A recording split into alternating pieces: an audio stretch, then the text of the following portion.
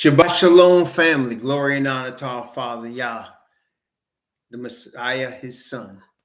Glory and honor to both who have brought us eternal life and salvation. Glory and honor to the Father because he is the King of the universe, because he is the Most High, and there is none other but him. Glory and honor to his name because he's only chosen one people as his own chosen. Glory and honor to Messiah, who was sent by the Father, Yahweh Shah,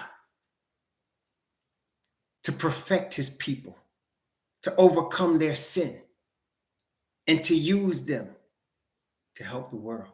Glory and honor to their name. Greetings to the 12 tribes of the Father, the 12 tribes from whom brought forth Messiah, who are now awakening to who they are and coming back to their God after being away from him so long. Greetings. And to the 144,000 who the prophets have talked about, who are now here after all of this time and are the forerunners of the return of Messiah and the establishment of the kingdom and the new age about to start. Greetings. And to the fruit of the work of the Hebrews, the children of Shem, Ham, and Japhet, that are not of the bloodline, and yet through the blood have been brought into the camp. Greetings. Greetings to the chat, Brother Castle King, Brother Frank, Brother Manny, Yacoba, Daniel's family, Gary Joseph, Only One Way, Hebrewish Rhonda, Brother David Harriet. Brother David Harriet has a testimony. Superstar, Mike Check, Naviska, Psalm 119. Brother David Harriet. Brother David Harriet has been praying for employment. And we've all been praying for him. Yes, it almost began like we forgot, but no, not only did we not forget, but more so importantly, the Heavenly Father did not forget. Shabbat Shalom, Zadak Yahu. The Heavenly Father did not forget. It's been more, I'm not sure the exact number, Brother Harry could let us know, but it's been more than 2 years he's been unemployed. Been more than 2 years he's been unemployed. He's applied for hundreds of jobs, and we've been praying for him. A couple of times, it looked like he was on the verge of getting something, and then all of a sudden it would be snatched away. And as the Father would do. See, brethren, we have plans, we have ways of doing things. And the Father, the Bible tells us his way is higher than our way. His thoughts are higher than our thoughts. In fact, let's look at that in the word, right? We're talking about Brother David Harry and the testimony. Let's look at that in the word. Isaiah chapter 55. Praise the Most High for the word of the Father. This oracle that speaks to us and guides us through the twists and turns of this last moments of this age. Isaiah 55. Isaiah 55. Going from verse 8, go down to verse 11. Isaiah 55 from verse 8 through 11. For my thoughts are not your thoughts, neither are your ways my ways, saith Yahweh. For as the heavens are higher than the earth, so are my ways higher than your ways, and my thoughts than your thoughts. For as the rain cometh down and the snow from the heaven, and returneth not thither, but watereth the earth, maketh it bring forth and bud, that it may give seed to the eater, and bread to seed to the sower, and bread to the eater, so shall my word be that goeth forth out of my mouth. It shall not return unto me void, but it shall accomplish that which I please, and it shall prosper in the thing whereto I sent it. Brother David Harry, we've been praying for him to get a job. And as the Most High would do, of all the hundreds of jobs he has applied for, none of them became his job. But it was one he did not apply for that came for him. Wait, did you hear me? He applied for hundreds of jobs. Didn't get any of them. But it's one he wasn't looking for that came for him. And at first they were talking about 6 months. 6 months, they said. That's the contract, right, Brother David? But then they said, no, forget the 6 months. We're going to keep you for a year. Whoa, man. Praise the Most High. Brother David was telling me just a few weeks ago, brother, I don't know if I'm going to be able to make it to the Memorial Day weekend. My situation is such, I don't know how this is going to work out. Then he said, wait a minute. He said, things might have changed. Isn't that right, Brother David? He said, wait a minute. Things might have changed. Praise the Most High. And the thing is, my wife and I were talking about this morning. We were rejoicing with you, Brother David, this morning. We were rejoicing how the Most High blessed him, rejoicing how his wife stayed by him. His wife stuck by him during all of this time when he wasn't employed. She stuck by him. His children stuck by him. And, we were talking about how, because, brethren, this is the thing. This is not just for Brother David. It's a lesson for all of us. You see, brethren, at the time of Job, and you read, and many of you have read the Bible, and again, please read your Bible, read the whole Bible. Keep doing it, brethren. Start in Genesis, go to Revelation. But many of you ought to have read the Bible. You read the book of Job, right? Many times, right? So Job did not understand what was going on when he was going through what he was going through, right? Job was going through something and didn't understand what was going on. His friends didn't understand what was going on. And he understood at the end when the young man Elihu came and then the Most High himself, the Spirit of the Father, came to him and explained to him what was going on. Well, brethren, the thing is, you and I now could look back at Job, right? We have the blessing of looking back at Job. And why is that important? Because when it happens to us, guess what? We will understand what's going on. So that Job is a witness to us. Do you understand? And actually, the whole Bible is full of witnesses for us who are alive in the last days of this age.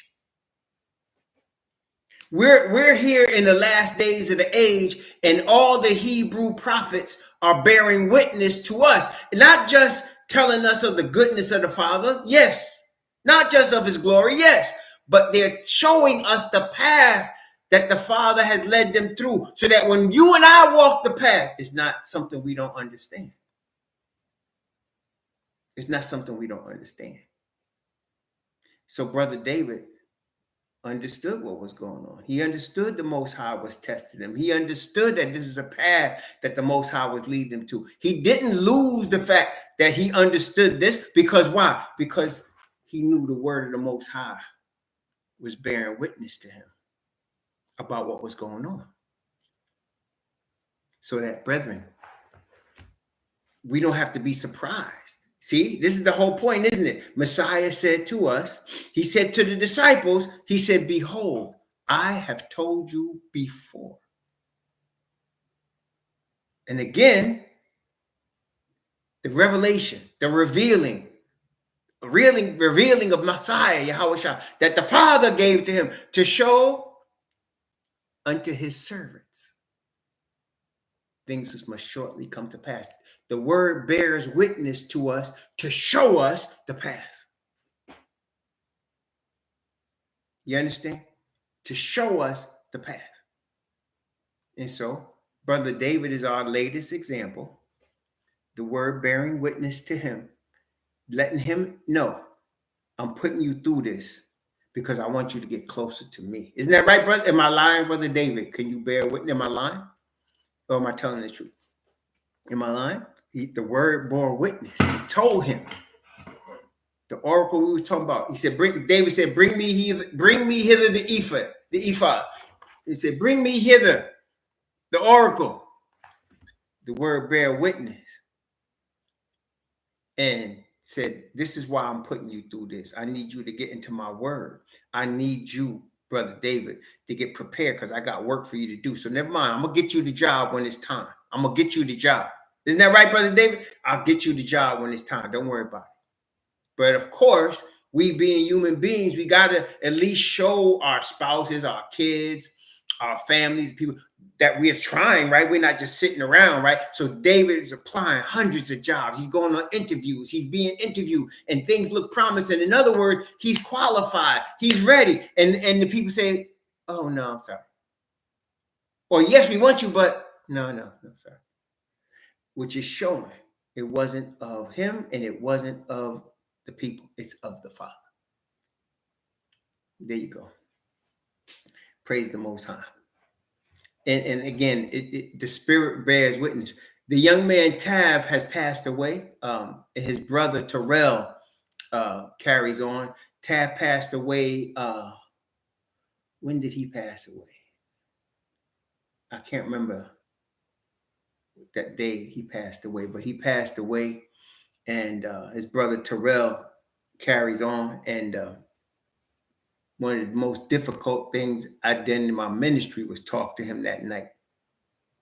The pain was strong, and I pray for, and please pray for Terrell every day. I pray for him every day because I've never heard pain like that come from a brother. But, you can imagine twins, right? And they were close. These were twins in every sense, these two, Terrell and Tav. They were very close. I remember meeting them. They went to school with my daughter, Virginia State, and I met them there.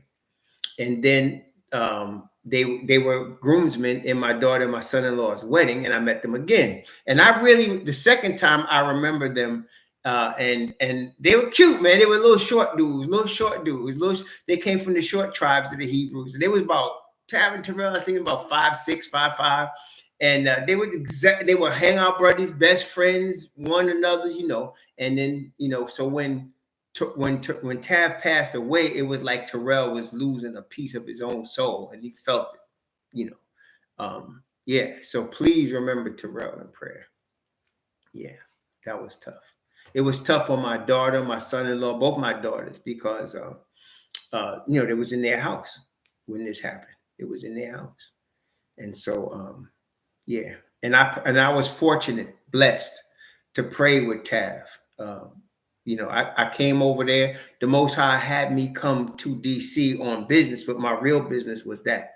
I came there and I was in the basement, staying with my daughter's house in the basement, and the Spirit told me, go up there, because they were upstairs. There was 3 floors. There's the basement, the main floor, and the 3rd floor. And I walked right into their room, and we was talking a little bit, and I said, I want to pray with you, brothers. And they said, yeah, please, Mr. Glasgow, pray with. And I put my hands on him, and I was able to pray with him. And man, praise the Most High. Who knew, But I know that Tav will be resurrected from the dust, and that life will be put back in him, and that he will stand on the sea of glass with us. And just pray for his brother Terrell also, that they could be together. Praise the Most High. Yeah, rise in power. Exactly. Rest in peace. Rise in power. That's exactly right. Praise the Most High.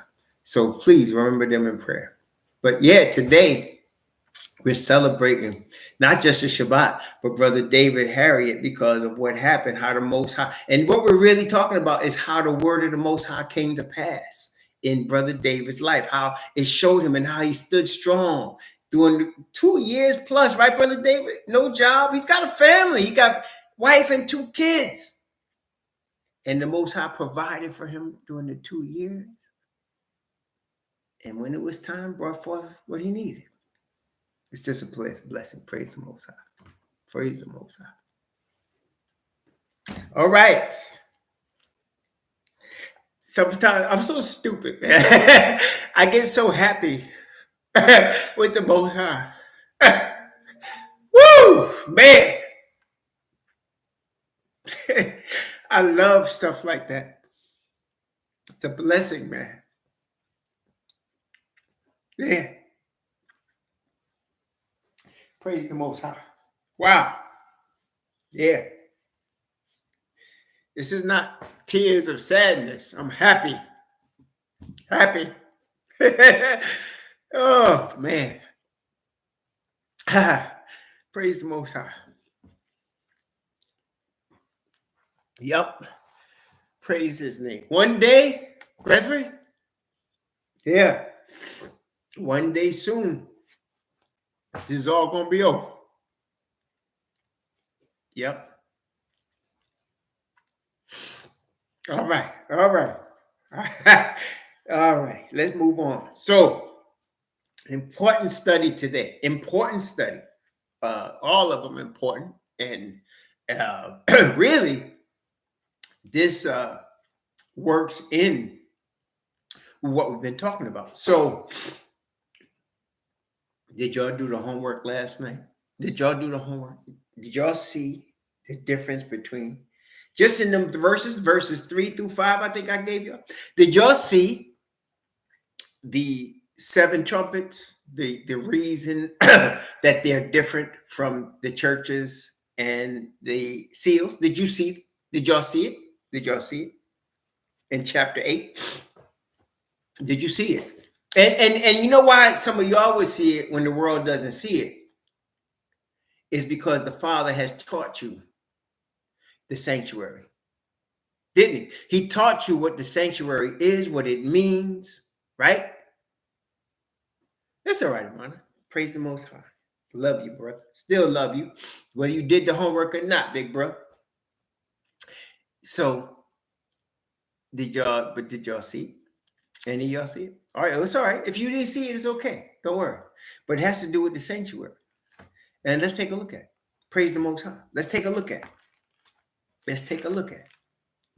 Okay, let's take a look.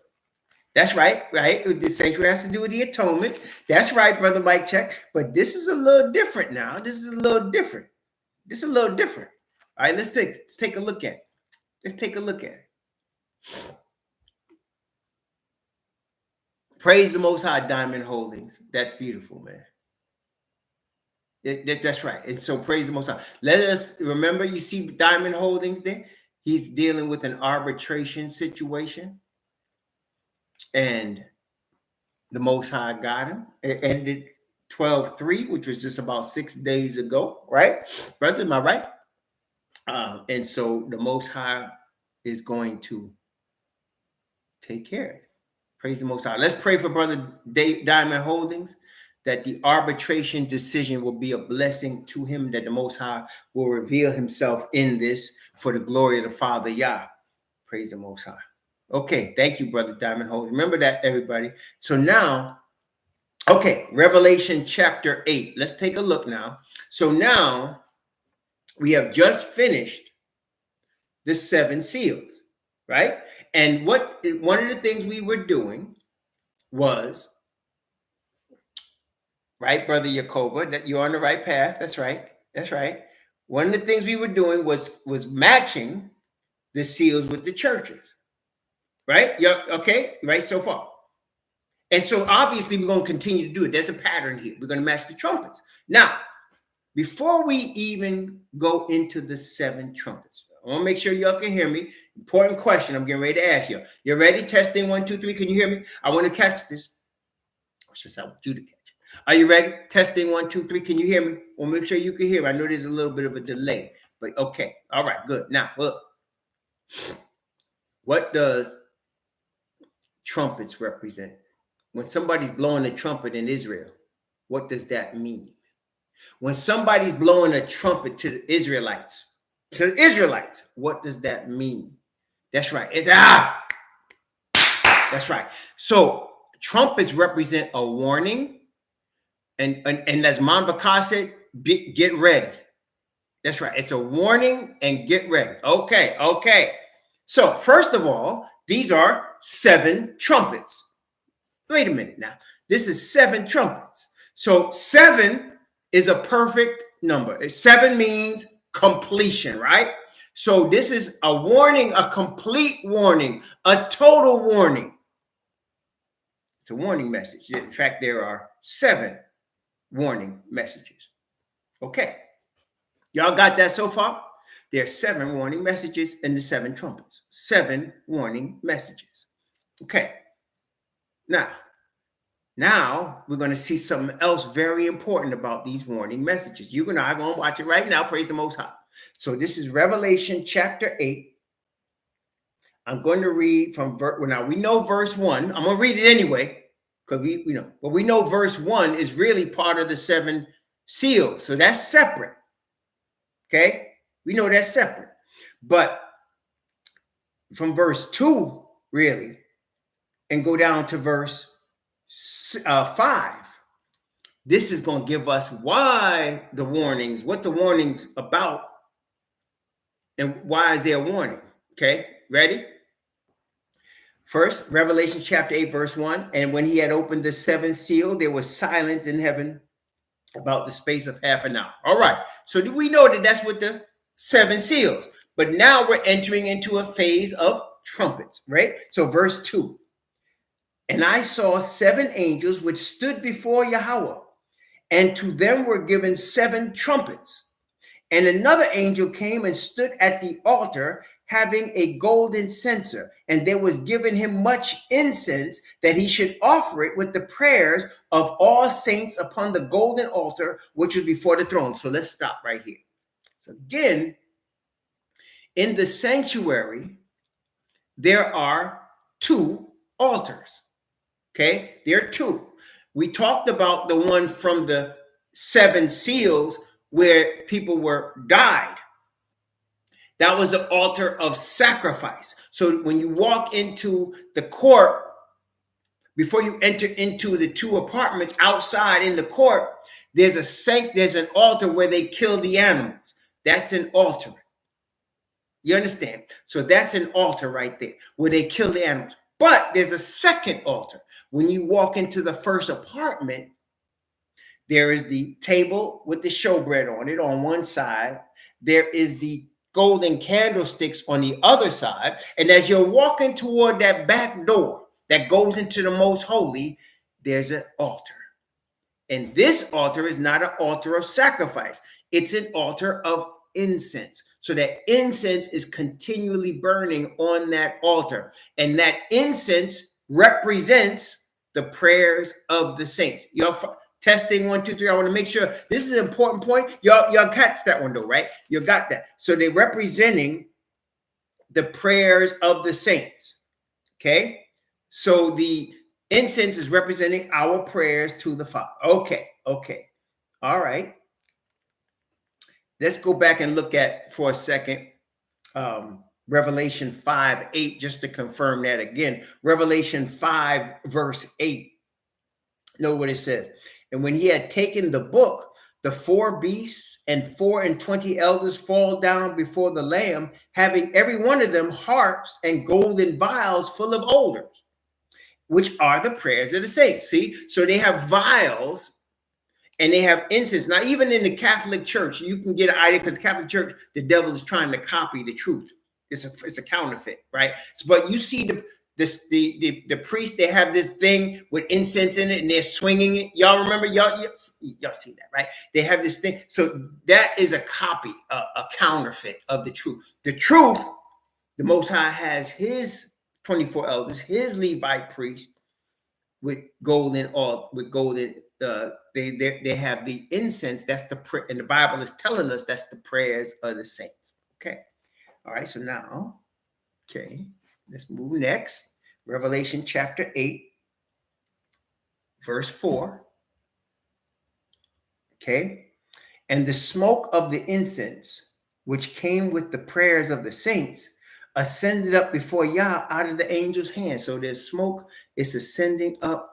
These prayers are in the angel's hands, and it's ascending up to the Father. Okay. This is from the angel of Yah. Okay. Now, verse 5, very important. Verse 5. You ready? Okay. Very important. Watch verse 5. And the angel took the censer and filled it with fire of the altar and cast it into the earth. So he took the censer that had the incense with the prayers and he threw it to the earth. And there were voices and thunderings and lightnings and an earthquake. Wait a minute. What's happening here? Talk to me now. So he got these incense supposed to be representing the prayers of the saints, but he didn't allow it to come to the Father. He took it and exactly, Brother Koba.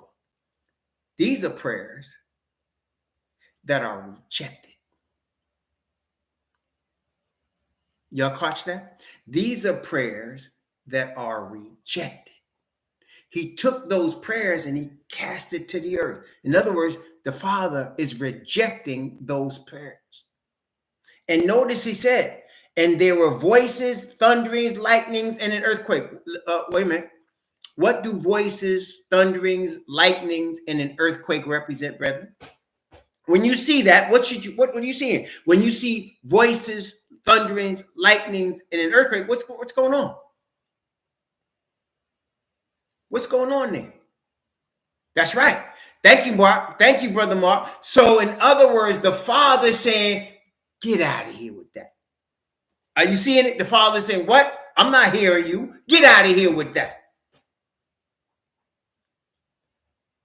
You catching me? Testing 1, 2, 3. These are rejected prayers of the Father. He's saying, get out of here with that. I'm not hearing it. Throw that mess away. I want to make sure. That's right. Step. Exactly.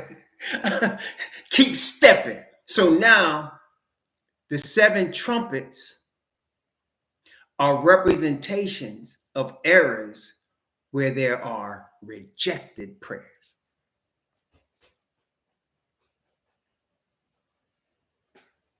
You catching me now? Your fault. So now we're going to deal with rejection from the Father. People and issues from the same eras, the era ERA, like the same time periods of the trumpets, of the churches and the seals, but these represent rejection from the Father. Okay? Rejection from the Father. Okay? 7 trumpets. And the warning is for the servants. The servants are being warned that there are people being rejected. That's right, Brother Navi. The servants are being warned that there are people being rejected. These are the time periods of rejected people.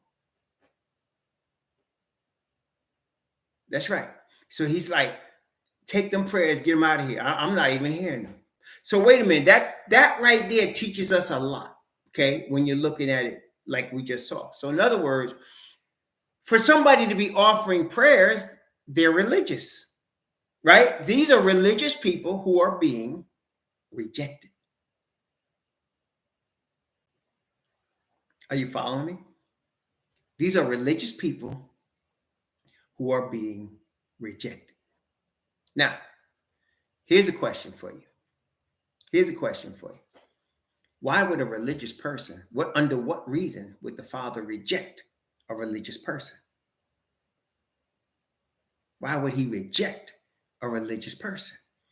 He rejecting prayers of a religious person. Why would he do that? Don't he love everybody? Right? Don't he love everybody?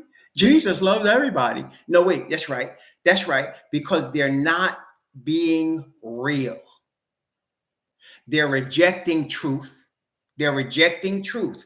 They're unrepentant sinners rejecting truth. Why did he send the strong delusion? Because they did not have a love of the truth. Isn't that what the word said? He's sending them strong delusion because they did not have a love of the truth. He's talking about religious people. He's talking about religious people. Okay?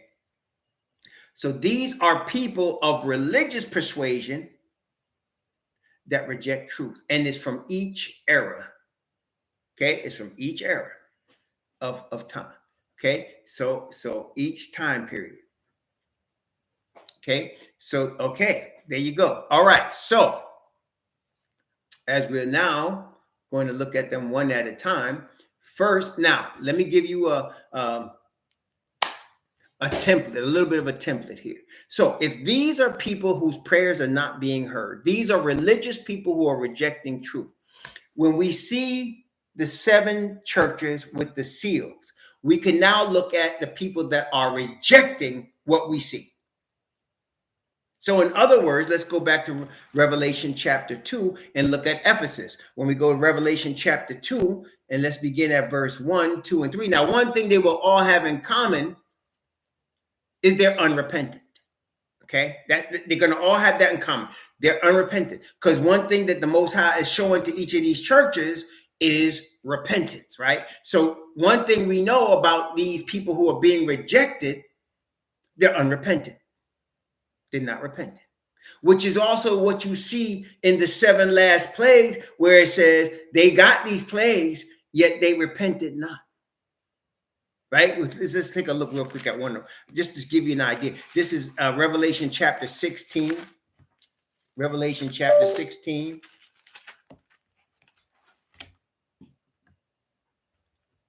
Revelation 16. Let's look at verse 9 just as an example. Revelation 16 verse 9. Notice this is as an example. And then Revelation 16 verse 11, 9 and 11. Notice what it says. And men were scorched with great heat and blasphemed the name of Yahweh, which has power over these plagues. And they repented not to give him glory.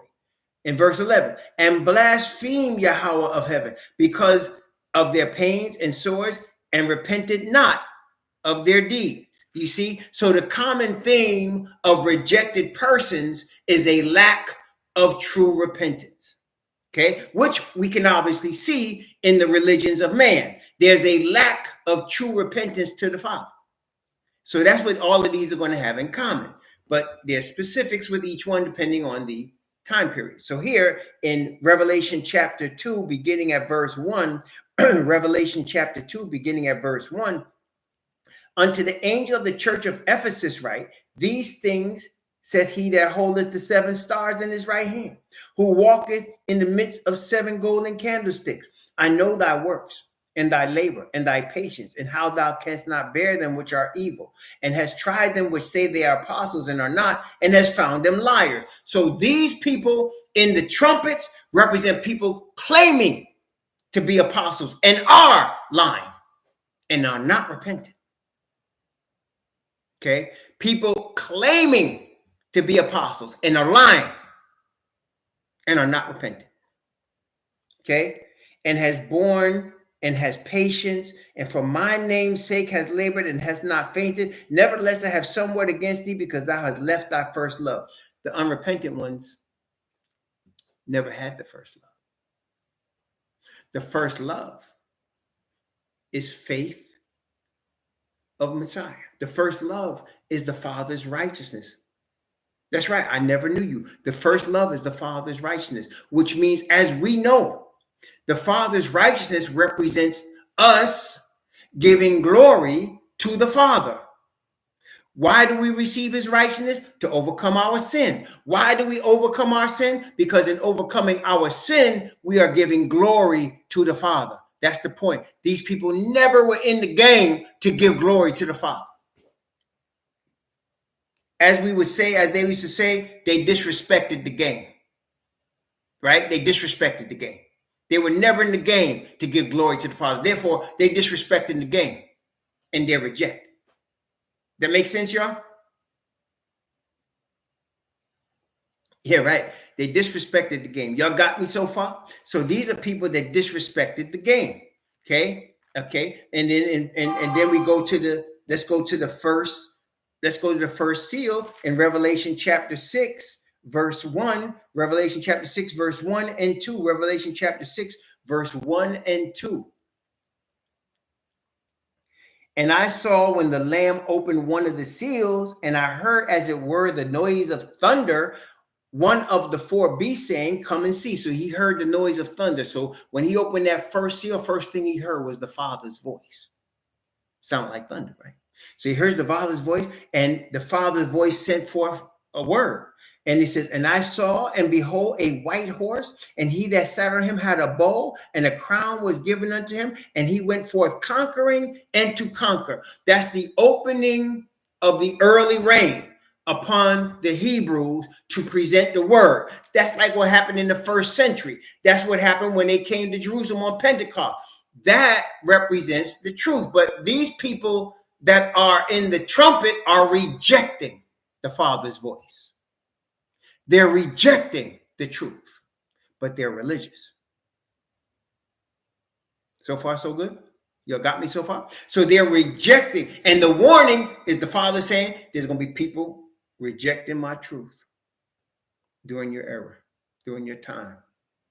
And they're going to pose. And isn't that what the Father say? I hate the doctrine of the Nicolaitans. And then he said in the second one, what you're going to see, those that claim they are Jews and are not. Right? So here, Revelation chapter 8, let's look at the first trumpet. Okay, Revelation chapter 8.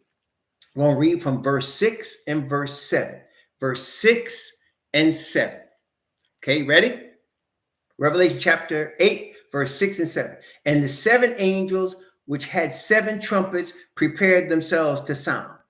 The first angel sounded, and there was followed hail and fire mingled with blood, and they were cast upon the earth, and the third part of the trees was burnt up, and all green grass was burnt up. So wait.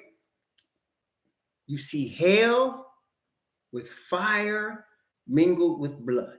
Now, I'm going to ask y'all, give me one witness. This is a witness. We're going to have two more witnesses. What does that mean? When have you in your Bible reading seen hail with fire mingled with blood? Where have you seen that? You have seen it. I can guarantee you Bible students have seen it. Where have you seen it? Where have you seen it though? That's right, Jacoba. That's right, Jacoba. Hail with fire, mingle with blood, though. Mingle with blood. That's right. So where'd you see it in Exodus? Where'd you see it? That's right. Where'd you see it? I'm getting too excited. Y'all reading your Bibles too much, man. Wait, where'd you see it? Where'd you see it at? That's right. Where'd you see it? That's right. It was in Exodus. Brother just told us. It's in Exodus. Where did you see it?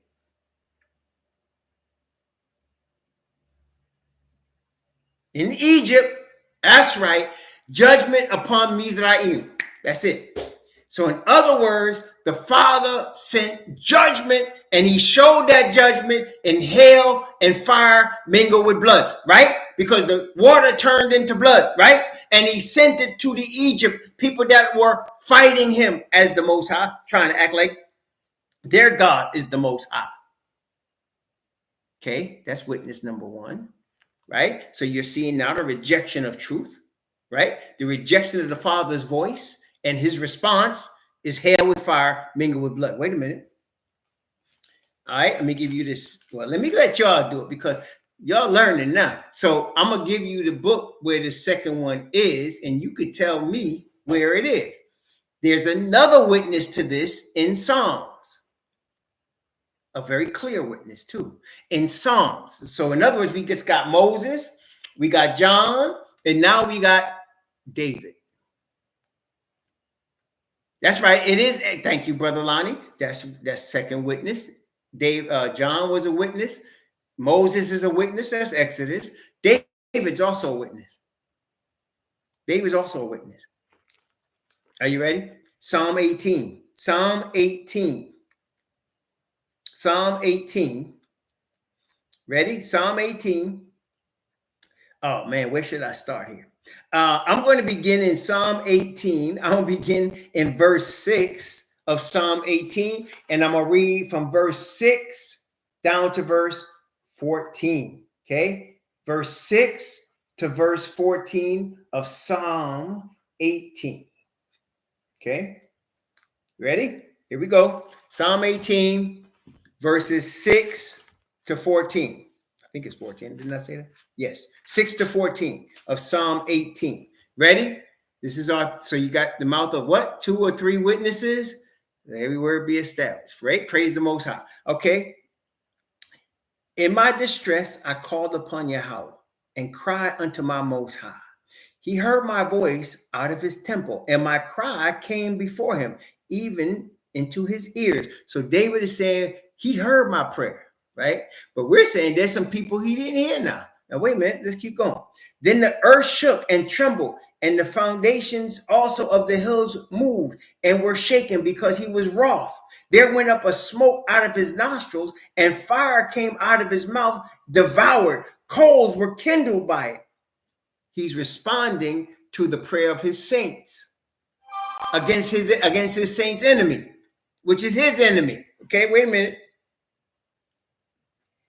Verse 9, he bowed the heavens also and came down, and darkness was under his feet. And he rode upon a cherub and did fly. Yea, he did fly upon the wings of the wind. He made darkness his secret place. His pavilion round about him were dark waters and thick clouds of the skies. At the brightness that was before him, his thick clouds passed. Hailstones and coals of fire. Yahweh also thundered in the heaven, and the highest gave his voice. Hailstones and coals of fire. Yea, he sent out his arrows and scattered them. He shot out lightnings and discomfited them. That is the enemies of Yah.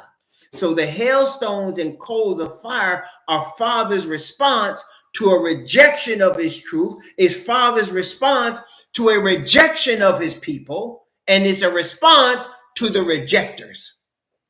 You got me? Testing 1, 2, 3. That makes sense, y'all? Testing. I want to make sure we're all together here. Does that make sense? Y'all catching me on that? That's the first of 7 trumpets. Hey, you see how we got warmed up? Look here. It's going to be more powerful as we go along, brethren. That's just the first one. We got 6 more to go. You see why I didn't want to rush through it last night, Castle King? You see how we got stuff we got to touch on before we get to the 6th one. We got stuff we got to touch on. Okay. So now let's see what we got so far. We got trumpets, warnings. We got rejected prayers. We got the Father's voice in the first one saying, oh, you going to mess with my servant? You going to reject my word? Boom. Okay. Praise the Most High. So now the second one. Before we go to the second one, let's go back. We got to look at the church first and seal, and then we'll catch the trumpet. Now we understand what the trumpets are about, right? We understand what the trumpets are about, right? I praise the Most High, Castle King. That's not from you. That's from the Father. Praise the Most High. Okay. This is Revelation chapter 2, Smyrna. Revelation chapter 2, beginning at verse 8 and going down to verse 11. Hey, there you go. Who is that? Who is that? I think one brother, it was brother, who was that? Joe Curry. He said, mate, 8 through 11. And then he said, this is like 9-11, right? So here's 8 through 11. It's interesting. A lot of stuff we read this morning, Isaiah 55, 8 through 11. Then there's the covenant, Exodus 28 through 11. And now here we are in the second church, Revelation 2, 8 through 11. You're catching this? Man, the word is deep on so many levels. Human beings will not be able to understand. It's only the Father's Spirit causes us to understand, brother. The word is deep on so many levels, man. So many levels. So here's another one. This is Revelation 2, 8 through 11. Unto the angel of the church in Smyrna write, these things saith the first and the last, which was dead and is alive. I know thy works and tribulation and poverty, but thou art rich. And I know the blasphemy of them which say they are Jews and are not, but are the synagogue of Satan. Fear none of those things which thou shalt suffer. Behold, the devil shall cast some of you into prison, that ye may be tried, and ye shall have tribulation 10 days. Be thou faithful unto death, and I will give thee a crown of life. He that hath an ear, let him hear what the Spirit saith unto the churches. He that overcometh shall not be hurt of the second death. So, Yah's chosen ones are being tried to death. But there are religious ones that say they are Jews and are not, that live at the same time. He said, I know the black. He said, what? He said, I know the blasphemy of them which say, see, brethren, the Bible really show us what blasphemy is, but people won't receive it because they're too busy committing the act. Blasphemy is making a false statement. Blasphemy of them that's blasphemy. to say you're a Jew and you're not, but you're the synagogue of Satan. Why? Because they're deceiving. Satan deceived, right? So this is deceivers. There's deceivers out here, religious deceivers claiming to be Israelites. Ooh, I don't want to have to say who they are because I just leave that to y'all. Let the Spirit of the Father tell you who that is. But there are people that say they are Jews and are not, and they're blaspheming. Blaspheming. Why is it so strong a word? Blaspheming. Strong word, right? It's a very strong word. Why is it so strong? Because did we choose ourselves to be Israelites? Did we decide we were going to be born Israelites? Did we decide to call ourselves Israel just like that? Because we just like the name? No, it's the Father Yah that has called us before the foundation of the earth. It is him that's bringing us forth from darkness into light, and we acknowledge that. So those that are trying to claim that name that he ain't called, you're going against his word. Okay? Joe Curry asked a question: would Germany and Austria be Ashkenazi? All the children of Yafet is where the Ashkenazis come from. So the children of Yafet come from Europe, right? That's their original place. That's where they come from. Yeah, that's right, Imana. The ones claiming to have discovered everything. There you go. Yeah, so that's Japhet, Brother Joe Curry. So when you're looking at Genesis chapter 10 from verses 1 to 5, you're looking at all the Europeans. Now, we know that Paul also preached to Europeans. But what is that dynamic? That's the Hebrew reaching the Europeans. Not the Europeans discovering the Hebrews. Y'all see the difference? That's the Hebrews reaching the Europeans, because that's the order of things. Paul, the apostle, one of the 12 Hebrew Israelites of the apostles from tribe of Benjamin. Yeah, Joe Curry, you're getting into really good detail, and I can't tell you exactly right now off the top of my head, but I do know that Yafet is the motherland of the Ashkenazis. Yafet is their father. Okay, there you go. So we got the second church. Let's go to the second seal, right? Revelation chapter 6, the second seal. Let's go to the second seal. And this would be verse 3 and 4. Revelation chapter 6, verse 3 and 4. And when he had opened the second seal, I heard the second beast say, come and see. And there went out another horse that was red, and power was given to him that sat thereon to take peace from the earth, that they should kill one another. And there was given him a great sword. So you see the period of time that the Hebrews were being killed, martyred. There's a period of time when there's others that are fake. They won't be killed. For example, you want to see an example of it today? All right. What happened to Malcolm X? What happened to him? Did he live to be a ripe old age and retire? Did he get all kinds of money from television and all of that? What happened to Malcolm X? What happened to him? He was betrayed and murdered. That's right. Okay. What about Martin Luther King? I mean, obviously, he started off preaching peace. He said, no, nonviolence is the way we're going to go, and we just going to march. But then, of course, he started changing toward the end. He started becoming very radical. He was against the Vietnam War. He said, we coming to get our check because y'all owe us money. Oh, he was also murdered. Okay. What about Fred Hampton, the Black Panther, that had the food feeding program for the kids, and he was helping the neighborhood, and he was bringing together the Puerto Ricans and the whites and the blacks and all the poor people.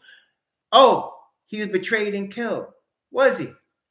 Okay, well, then that means Louis Farrakhan must be dead, because he surely, he's chosen of Yah. He represented the nation. Louis Farrakhan must be dead. Then he must have got murdered, right? Like Malcolm X, right? He must have got murdered. He had to, right? Because he's with them, right? What about Al Sharpton?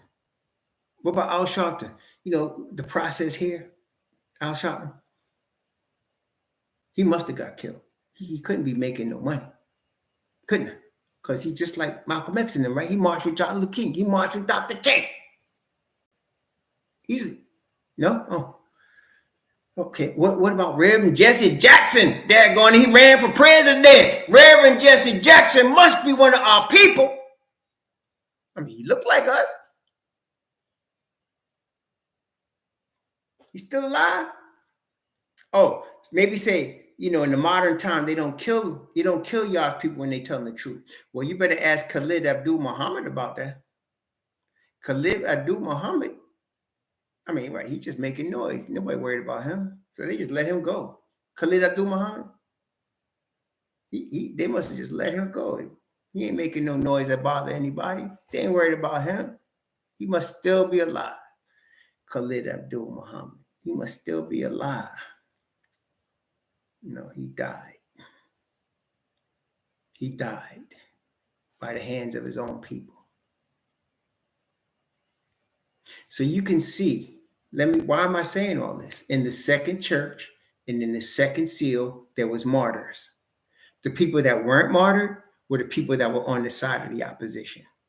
Does that make sense to y'all? The people that weren't martyred are the people that are on the side of the opposition. Because let's break it down even more plainly. If Asatan was worried about somebody, he wants to take them out. So when you see people in the same realm, so in other words, the Nation of Islam that Malcolm X was a member of, so was Louis Farrakhan. They killed Malcolm X though. They murdered him because he started leaving there and coming off, and they said, no, enough of him, get rid of him because he's the new Black Messiah. What's this Black Panther? Who is this boy? Fred Hampton. Oh, we got to drug him, pay somebody to tell us where he is, and kill him. And we're going to use the police straight out. Just make sure this brother's dead. We don't want him around no more. Martin Luther King, we're disappointed. He used to be with us. When he said, I have a dream, he was with us. But then all of a sudden, he started speaking against Vietnam. We making money on Vietnam. What's wrong with him? Then all of a sudden he started talking about, we should treat them the way we treated our immigrants by giving them land and training them to be farmers and supporting them and giving them subsidies. What do you think? We should give these former slaves that? Get rid of him. We need to kill him. This Khalid Abdul Muhammad got the nerve to talk about resurrecting the Black Panther Party for self-defense and walking around with military uniforms on. Please get rid of him.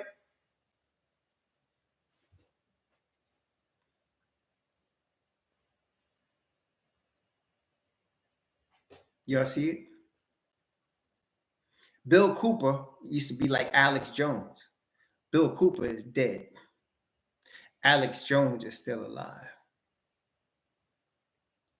If you know, you know. Bill Cooper is dead. He was murdered. Alex Jones is still alive. See, the controlled opposition gets support from the enemy. The ones that are for the Father, that have anything to do with him at all, to come with truth, they get taken out. Okay? And you can always tell, brethren, because the ones that are not taken out, they get rich. Wait, am I lying to you or am I not? Am I telling you the truth? The ones that are not taken out, they get rich. In this world, they get rich. Am I lying to you? Is Louis Farrakhan rich? Is Jesse Jackson rich? Is Al Sharpton rich? I mean, are they getting paid or not? And then they try to deceive the masses by telling them we're rich because Allah has blessed us. You can always tell, brethren. It's easy to tell. In that case, all you have to do is follow the money. Follow the money. That's all you have to do. Follow the money. So Malcolm X died penniless. His sister was supporting him and his wife. His wife didn't have nothing, and people were supporting him. The grassroots was trying to support her and her 5 children. Okay? Martin Luther King lost all his backing from the white liberals. And he said, we're going to Washington to get our check.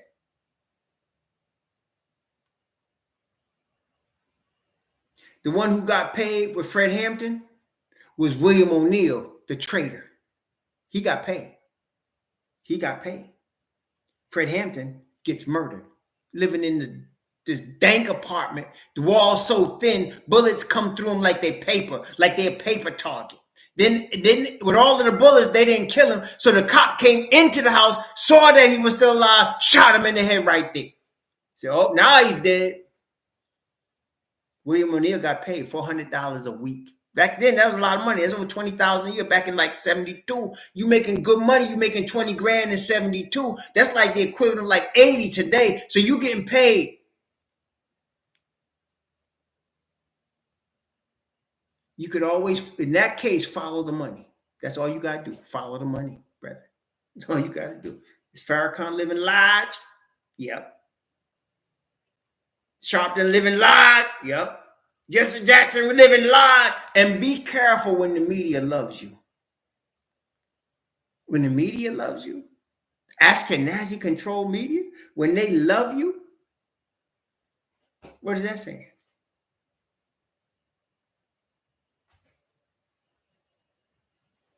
Okay. What happened with me and Hillary Joseph, I respected him, but there was something bothering me all the time. And then when I look at Malcolm X videos, right, and you see Farrakhan behind him. Do you ever notice that? Whenever Malcolm X is speaking on the street, Farrakhan is behind him. You don't hear nothing from Farrakhan when it all hit the fan on him.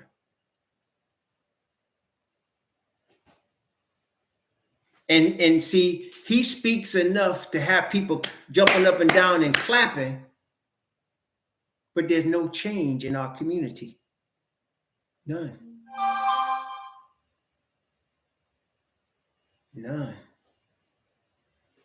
If there was actual change, like when Malcolm X said, I'm going to the UN and charge the United States with genocide, that was going to bring change.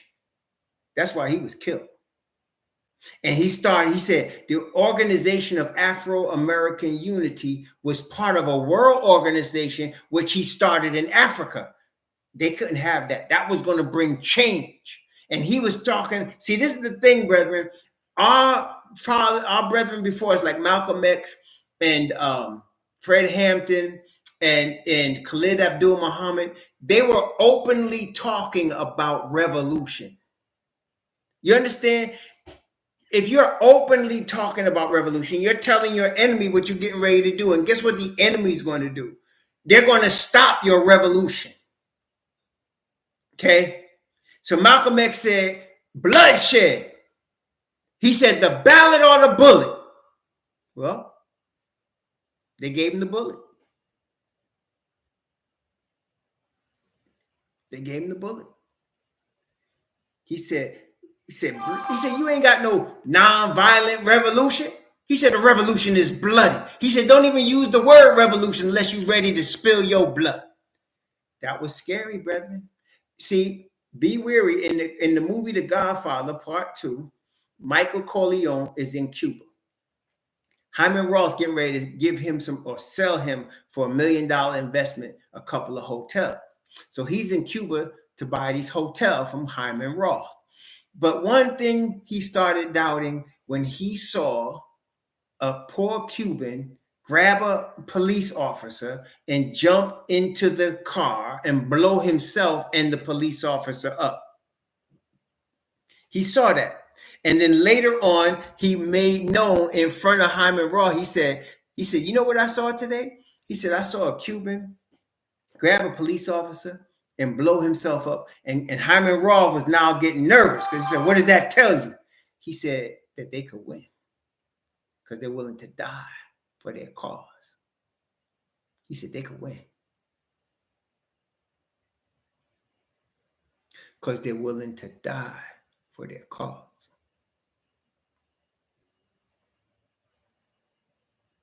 See, the devil believes skin for skin. all that a man has, he'll give for his life. And for the most part, that's true, except when the Spirit of the Father has got a brother. When the Spirit of the Father has got a Hebrew, you can forget it. It's a different game right there. So just follow the money. You'll see the traders. Just follow the money. What happened with Judas? He went to the scribes and Pharisees. For what? For money. Give me 30 pieces of silver. I'll turn them over to you. I'll point them out to you. Okay? I'll point them out to you. Follow the money. The traders, one of the things about the trader, brethren, the traders are always looking out for self. That's right. So the trader, you can know the trader is always looking out for self. And most of the time it's coming down to two things: power and or money. The trader is looking to gain from his treachery either power and or money. Usually it's just money, which is really sad. But at least like in Farrakhan's case, he's got power because he's got whoever among the nation of Islam is still there, the dudes with the bow ties and the bean pies, he's got them, right? So he's got power over that crew and he's got money, okay? So that's power and money. But like William O'Neill, he turned over for $400 a week, okay? $400 a week. That was it. Khalid Abdul-Muhammad's wife poisoned him for, I don't know what she got for that. She got something but some money. Okay, so yeah, Judas will kiss you on the cheek and he's getting paid to do that. He's getting paid to do that. Okay, stop it, JJ Glasgow, starting trouble. Okay. One more before we take a break. One more. Let's go. Let's go to the third one. So we just read. No, we're in the second one. I'm sorry. We're in the second one. So let's finish the second one. So we went to the second church. We went to the second seal. And now let's look at the second trumpet, second warning. Okay. This is Revelation chapter 8. And let's read verse 8 and 9. Revelation chapter 8, verse 8 and 9.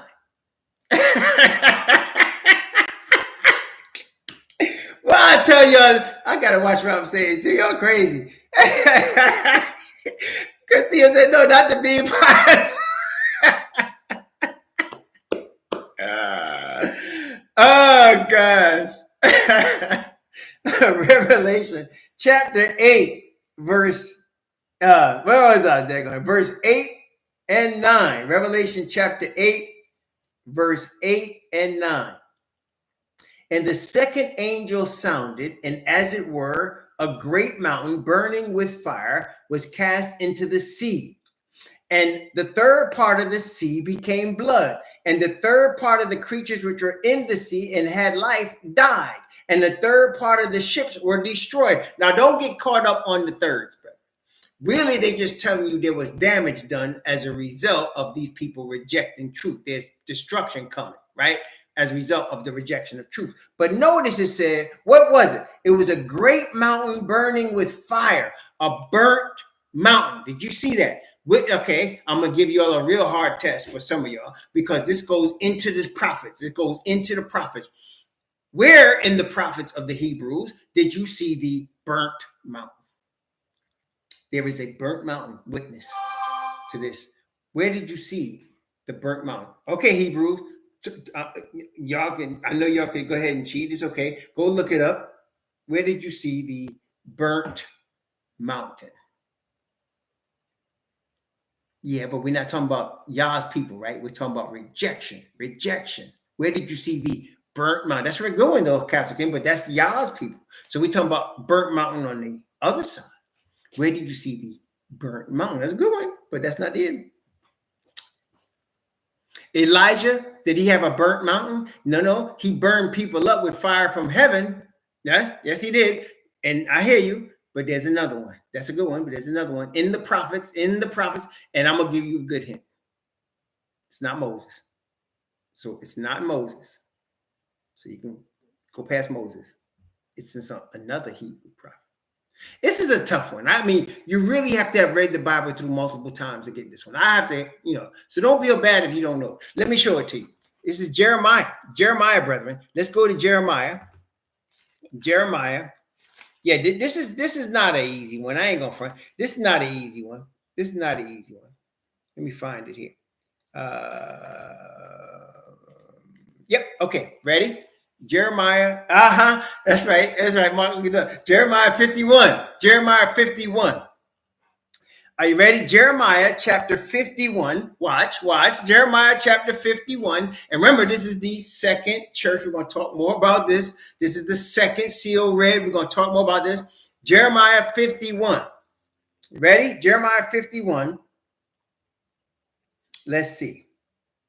Talking about Jacob. Let's get a nice context here so we can see Jeremiah chapter 51, beginning at verse 19 and going down to verse 26. Well, okay. So Jeremiah chapter 19 to from verse 9, Jeremiah chapter 51. I'm sorry. From chapter 51, verse 19 to verse 26.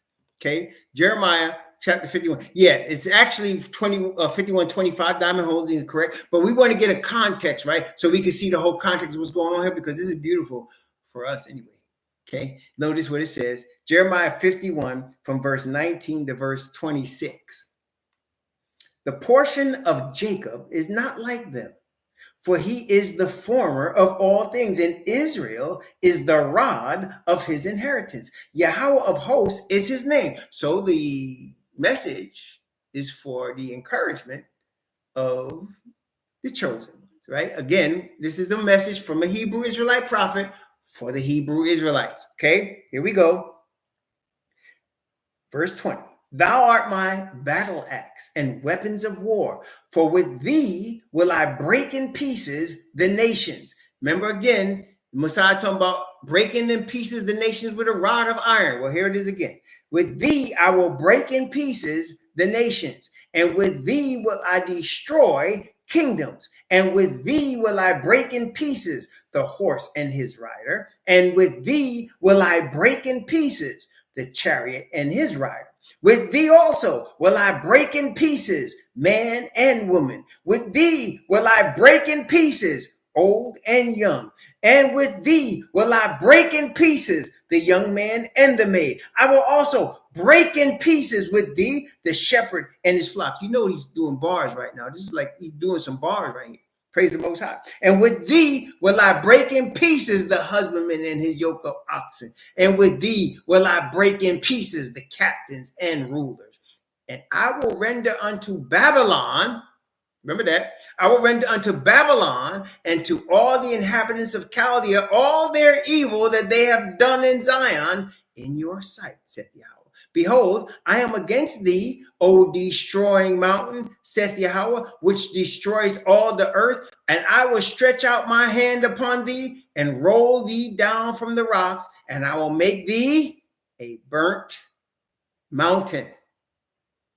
And they shall not take of thee a stone for a corner, nor a stone for foundations, but thou shalt be desolate forever, saith Yahweh. So now, we're talking about, in Jeremiah 51, two things. We're talking about literal Babylon of Nebuchadnezzar's fame and of Nimrod's fame. And then in Revelation, we're talking about Babylon that is and was not, that was and is not and yet is, right? The spiritual system of the whole age, of the whole world right now is Babylon. And it was and is not and yet is. It exists. And he said, I'm going to make you a burnt mountain. Now, wait. We're talking about the second church, Smyrna. And if you recall, that was under the emperors of Rome. And Rome was going through a change. It was changing from the emperors of Rome to what it would eventually become the popes of Rome. Is that correct? Y'all understand that? Testing 1, 2, 3. So it was changing from the emperors of Rome to what eventually would become, in the next two churches, the popes of Rome. So now when it says burnt mountain, that is the end of the, or coming to the end of the emperor system of Rome. So far, so good. Y'all follow me? Okay. Oh, we got more. Wait, we got more. But I just want to make sure you're there. So now you're seeing in the second trumpet the warning of the end of what was the Roman Empire. And yet it's turning into what was and is not, and yet is, which has become Babylon. Mystery, Babylon the Great, the mother of harlots. So now we're seeing the beginning of the transformation, the destruction of one side and the beginning of another, which set forth now again from the emperors of Rome, from Caesar to the popes of Rome, St. Paul, St. John, St. whatever that they make up their names for. Well, I don't even know what's the present one. I mean, they all have regular names and then they get the new names, right? When you see how the devil does it, the popes get a new name when they become pope, right? Ratzinger became Benedict, you know what I'm saying? Ratzinger became Benedict, and somebody became John, and some became John Paul. What's this one's name? I forgot. What is the new one's name? I forgot. What is the Jesuit one that's from Brazil? What's his name? Take on. What's the new name they gave him? I forgot. Y'all know? What is the new name? Let me look it up. Y'all gonna tell me. What is the new name? Francis. That's it. Pope Francis. That's it. Thank you, man. So you have all of these, fake ones. And so they represent the new Rome versus the old Rome. So the old Rome became a burning mountain that was cast into the sea. And now you have the new Rome, which is the Rome of the popes. Okay. Everybody got me so far? Testing 1, 2, 3. You're following this so far? So the result of the bloodshed that they had inflicted on our people caused their destruction. Okay, we're not done yet. There's more. There's a lot of more. We just did 2 of the 7. We ain't even get to the third one yet. And you want to see what I'm saying? You want to see what's going on? Oh, yeah. Okay, good thing, Amanda Prakash. Can you finish? Can you get an update on Memorial Day 2024? So this is where we at. I think we all know that we have, okay, so Amanda Prakash's lovely wife is going to be hooking us up on the first day of the Memorial Day. She's going to have some finger food and we're going to have some coffee out, water for the first day. The second day, we're not sure yet, but the third day, we're going to have Pio Pio doing the serving of the food. It's going to be Pio Pio is a Peruvian chicken with tostones and plantano, and we're going to have that out there for the Shabbat, for the Shabbat day for that. But we don't have the second one yet. I'm talking to my boy about the second day of the Memorial Day weekend 2024. And we got to go over that again. I signed the contracts with the resort already, and we are going to be using the double room to have our meetings in. The double room meaning, like, if you were there last year, you know what I mean. There's 2 rooms that we connected together, and we're going to have use that for our meetings instead of paying what's like $3,000 or $4,000 for that stupid place we paid. That dude ripped me off. Anyway, we paid for a meeting room that cost us several $1,000s, and it wasn't worth to me the money that we ended up paying. And then again, we had to pay extra. Yeah, so it's the same spot, but this time we're going to use the rooms to meet in. So we're going to have a double room situation. We're going to bring all the chairs into the room. And remember, Brother Castillo was saying, can we get some chairs? We in my precaution and Castle King were trying to figure out how many chairs can we get. And I forgot how many we came to, but we're going to meet again. Let me see. I'll set a meeting on Saturday evening. I will tell you when we do it because I got a lot going on right now. But we're going to do it at some point, this December here. Okay. The 29th of December. No, I can't. That's when The 29th of December is a Friday. We're closing on my father's new house on that day, so we couldn't do it. It's got to be before that. So let's see. Let me see. Let me take a look. It'll be before that or right after that. Let me see here. So today's the 9th, 16th, 23rd. Maybe we do it the 23rd. Oh, 29 chairs. Sorry about that, Catherine. Yeah, I think we had 29, but we figured right now we would need a total of 40. We may need more or less, but depending on y'all, how many y'all coming. But at this point, I think we got a total number of 40 people. And see, there's a couch in there that holds 3 people. They give you 2 chairs, 2 comfy chairs in the hotel, so we could, in the room, so you could take the 2 comfy chairs from one, put them in another. That's 4. They give you chairs on the balconies because we had nice balconies, and they put table and chairs out there. And then, of course, there's the chairs around the main tables, right? The patio chair, and then there's chairs around the main table. I think there were 6 at least. So they given us something like, they're giving us something like 20 chairs. That the 2 rooms will have that we can use. Then we're figuring we need 20 more. I think I had like 4 or 5 or 4 or something like that. Monica Prakash stole some of my chairs. I'm just joking. But Monica Prakash got some of my chairs, and Castle King got some chairs, and so we're trying to figure out the chair situation. Right now. So.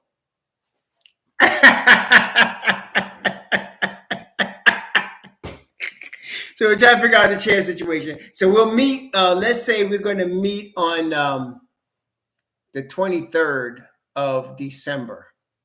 We'll meet on the 23rd of December, and we will figure this out. Okay, we'll meet on the 23rd of December. We'll figure out the chairs.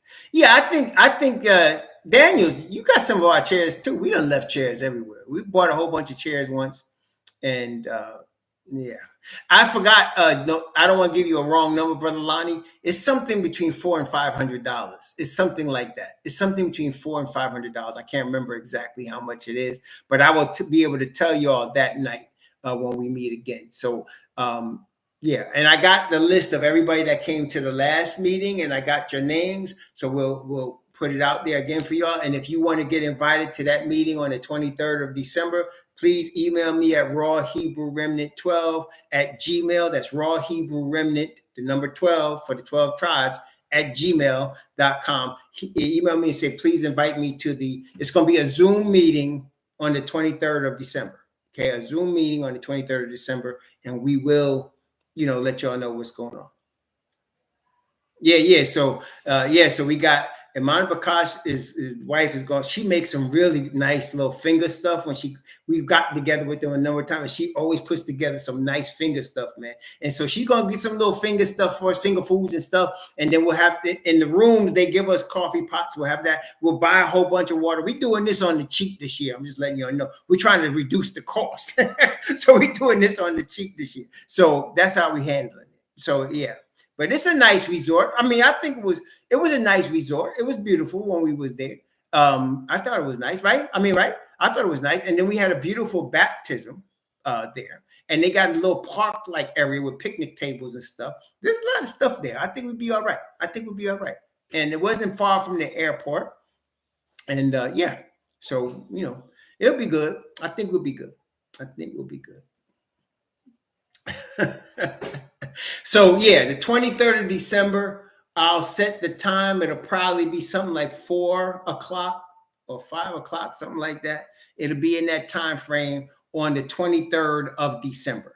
Okay, 4 or 5 o'clock. That's my wife and I's 39th anniversary, 23rd of December. So it'll be like 4 or 5 o'clock. Yeah, praise the Most High, Diamond Home. That's right. Praise the Most High. The thing is, I'd rather have 40 people that are faithful and that are brethren than 150 people that's just there as pies or whatever. I don't care about how many. I just care about spirit. So if you are into this truth and you want to fellowship with the brethren that are into this truth, yeah, it's a Saturday night. We're going to be talking about Saturday night. So it's a Saturday night, Mara Prakash. It'll be like between 4 or 5 o'clock because That's our anniversary. My wife and I might be doing something that night, but we'll meet first. Okay. Yeah. So yeah, that's our 39th wedding anniversary, man. 39 years this woman has put up with me. I can't believe it, but that's how it goes, brethren. So December 23rd, it'll be easy for me to remember. Oh, thank you. Thank you. Praise the Most High. So, yep. December is busy. Okay, we'll catch up. But, Christina, you kind of know what's going on. So I'll just, I'll touch on you. I'll connect. You and I will connect. It's all right. We'll connect. Yeah, we'll connect. It's all right. So you're here. So I can touch. We basically talk every day. Y'all got to hear some of the craziness I hear from these two brothers, man. These two brothers. I'm talking about Mon Bakash and Castle King. Pray for me.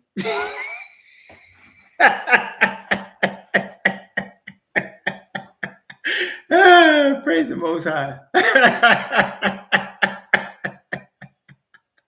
All right. So we'll be back. It's now 11:38. We'll probably be back. We'll be back about 12:20, something like that, a little less than an hour. We'll be back. Praise the Most High. Y'all call with those. Y'all call with those. Praise the Most High. May the Most High bless you and keep you. May he cause his face to shine upon you and be gracious unto you. May he lift up his countenance upon you and give you peace. Family, always the greatest of blessings to be hanging out with y'all. Always the greatest of blessings. Again, congratulations to our brother David Harriet. What news that was. That was the best news I heard in a minute, man. Praise the Most High. Yeah, so we'll continue to talk. Brother Mark, I do need to connect with you. We got to figure something out, Brother Mark. So anyway, you know what I'm talking about. We'll hang out. We'll talk. Until we meet again. And we'll come back again about 12:20, 12:30, something like that. Shalom.